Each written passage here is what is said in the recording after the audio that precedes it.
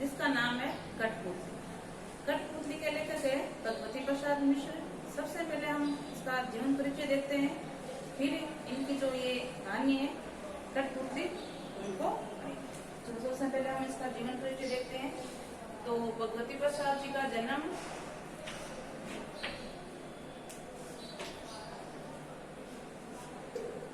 29 मार्च 1913 ईस्वी के अंदर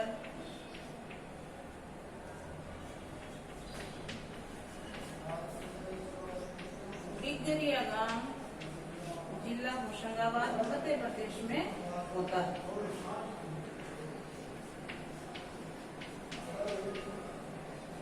होशंगाबाद, मध्य प्रदेश।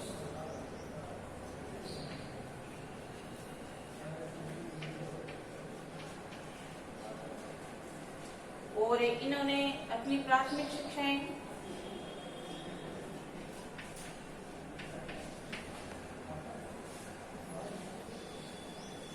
नरसिंह कई स्थानों से प्राप्त की है, जबलपुर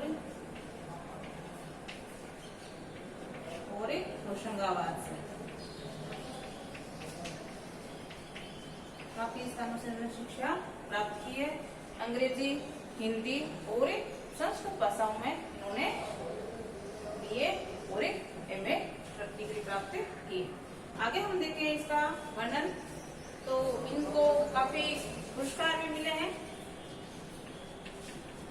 पुरस्कारों में पद्मश्री मिला हुआ है और इनकी एक कहानी है भुनी हुई रस्सी, उसके लिए 1972 ईस्वी के अंदर इनको साहित्य अकादमी पुरस्कार प्राप्त हुआ है। 1972 ईस्वी के अंदर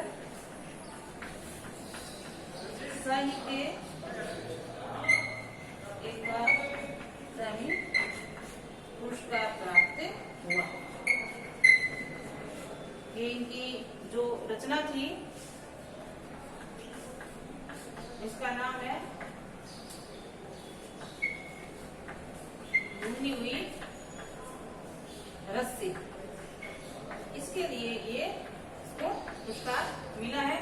और मध्य प्रदेश में सबसे सर्वोच्च सम्मान होता है शिखर सम्मान, वो भी इनको प्राप्त हुआ है।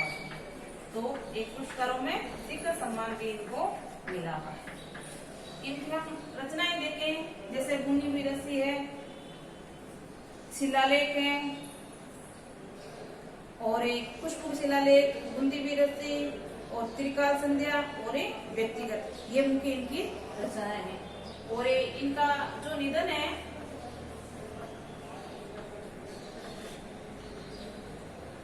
वो होता है 20 फरवरी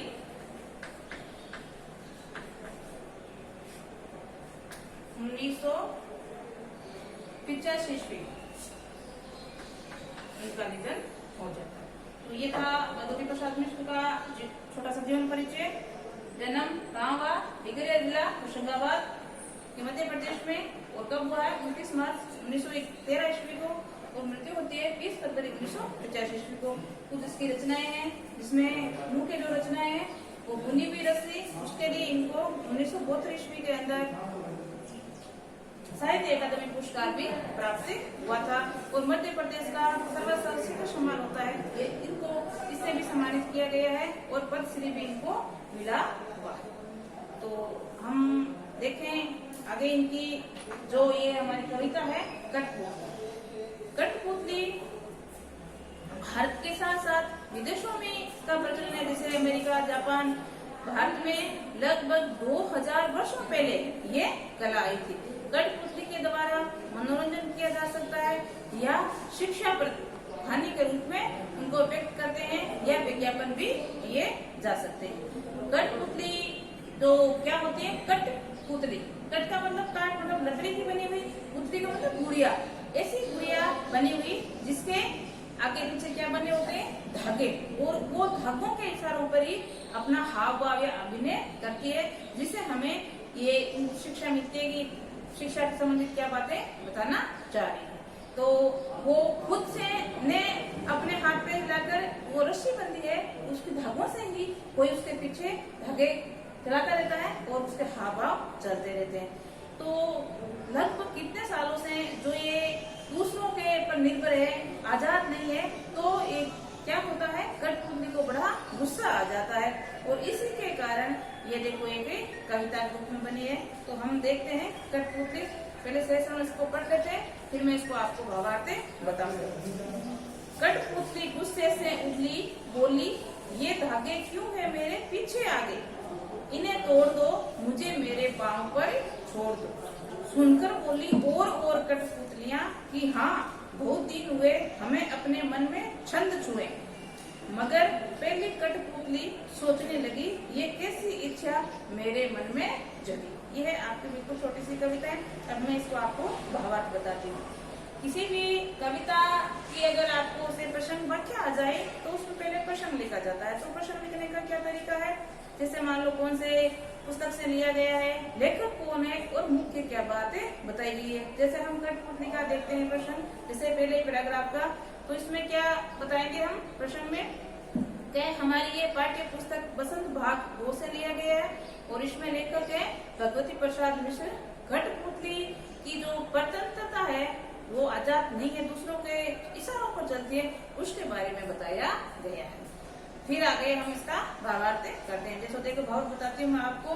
कठपुतली गुस्से से बोली, लंबे समय तक दूसरों के इशारों पर नाचने के कारण वो काफी परेशान हो गई है। खुद का उसका कोई अस्तित्व, ना खुद आराम से चल सकती है, ना अपना खुद का निर्णय ले सकती है, इसलिए उनको गुस्सा आ गया। और क्या बोली है, बोली ये धागे क्यों है मेरे आगे पीछे, ये जो धागे बंधे हुए हैं वो मेरे आगे पीछे क्यों बने हुए, इन धागों को आप तोड़ दो और मुझे मेरे पैरों पर छोड़ दो, मुझे मेरा आजादीपूर्ण जीवन जीने दो।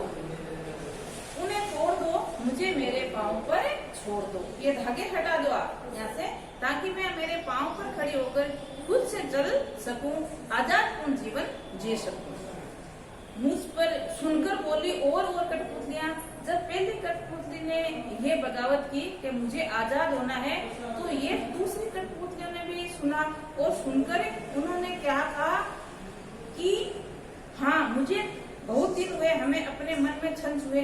दूसरी कठपुतलियां भी कहती है कि हमें भी अपने मन का कार्य किया हुआ या मन से कार्य किया हुआ या अपने मन मर्जी से कार्य किया हुआ बहुत दिन हो गए, तो हमें भी आजाद होना है। तो पहली कठपुतली को आजादी की बात सुनकर बाकी जो कठपुतलियां थी वो भी आजाद होना चाह रही थी। आगे हम देखें, मगर पहली कठपुतली सोचने लगी ये कैसी इच्छा मेरे मन में जगी।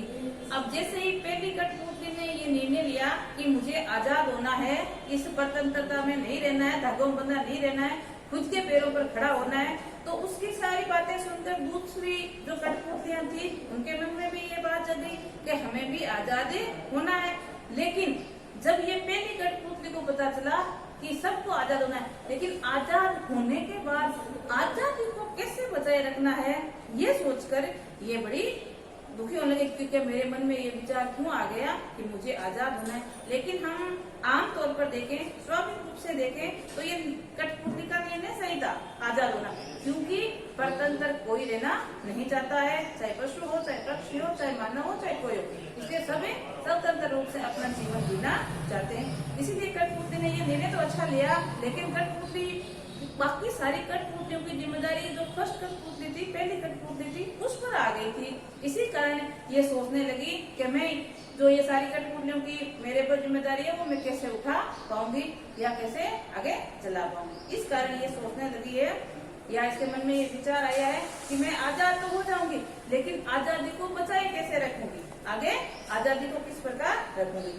तब ये कहती है, पहली कठपुतली सोचने लगी ये कैसी इच्छा जगी मेरे मन में, कि मेरे मन में कैसा विचार आ गया कि मुझे आजाद होना है।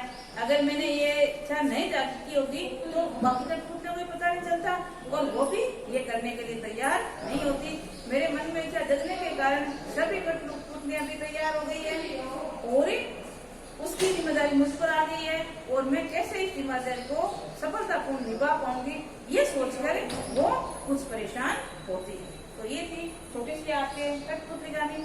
अब हम प्रश्न करते हैं। जैसे पहला प्रश्न आया, कठपुतली को गुस्सा क्यों आया?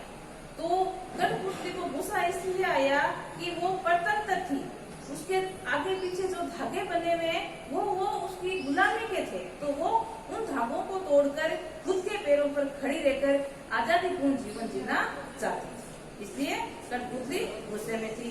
दूसरा क्वेश्चन आता है, बाकी कठपुतलियों के मन में भी क्या इच्छा जगी? तो बाकी कठपुतलियों के मन में भी आजाद होने की इच्छा जगी। जब पहली कठपुतली ने आजाद होने की बात की या बगावत की, तो ये सुनकर दूसरी कठपुतलियों के मन में भी ये इच्छा जगी कि क्यों नहीं हम भी आजाद हो जाएं, ताकि जो ये हमारे आगे पीछे धागे बने हम दूसरे के इशारों पर नाचते रहते हैं, उससे हमें मुक्ति प्राप्ति हो जाए।